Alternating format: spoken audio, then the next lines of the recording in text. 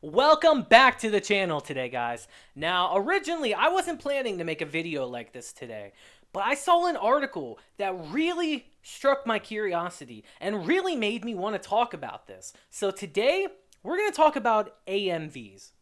Now, unless you live under a rock, you had to have heard of an AMV before. It stands for Anime Music Video, and they are influential. They are like a huge part of why anime has become so huge overseas and in the West, outside of Japan. AMVs really shaped the early, or should I say the late 90s, early 2000s in terms of anime over here.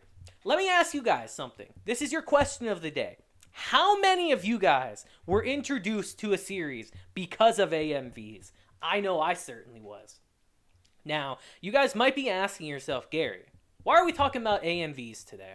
Well, it's a little bit of a sad story, but I wanted to bring it anyway. Because the world's first anime AMV creator has passed away. The man that made the very first AMV ever passed away. Our boy James Kaposztas made his first AMV in 1982 by hooking two VCRs together while playing the Beatles' All You Need Is Love. That's crazy. The first AMV was made in 1982, by the way.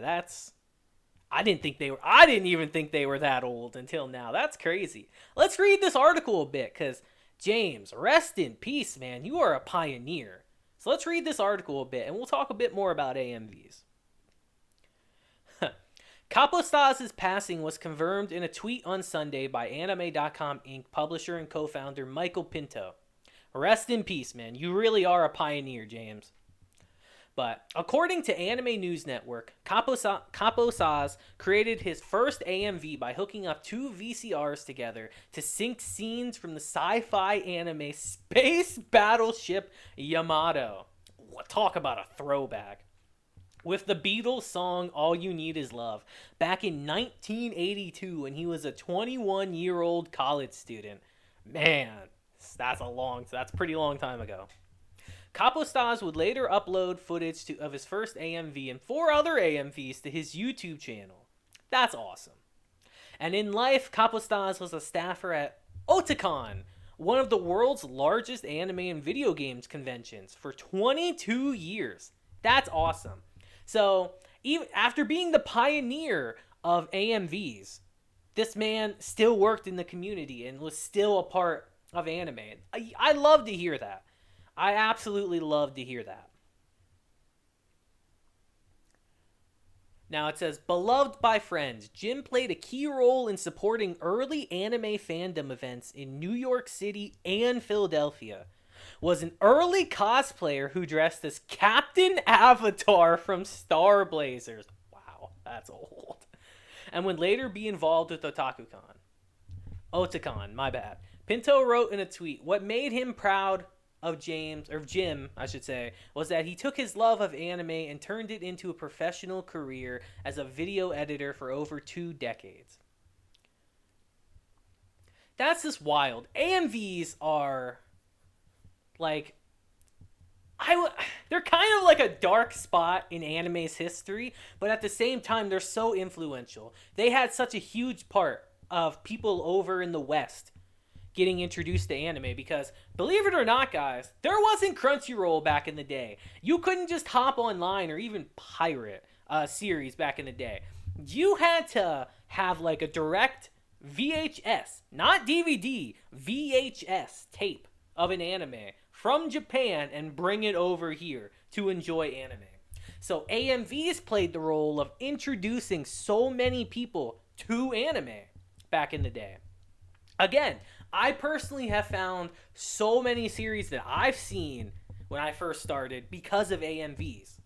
So let's read more about them a bit.